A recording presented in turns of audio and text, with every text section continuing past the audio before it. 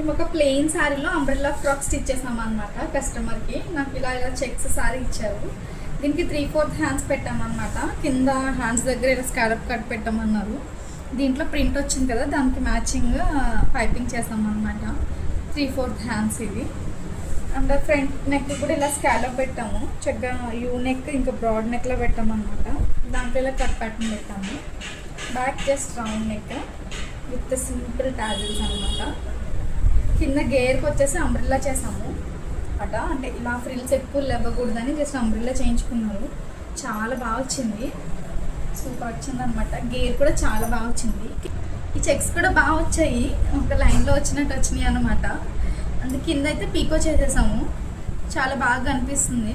Frills కంటే frocks అంబ్రెల్లాలో చాలా బాగా కనిపిస్తాయి. అంటే సింపుల్ అంబ్రెల్లా ఫ్రాక్ ఎలా ఉందో కామెంట్ చేయండి. అండ్ ఇలాంటి మోర్ డిజైన్స్, మోర్ వీడియోస్కి నా ఛానల్ని సబ్స్క్రైబ్ చేసుకోండి.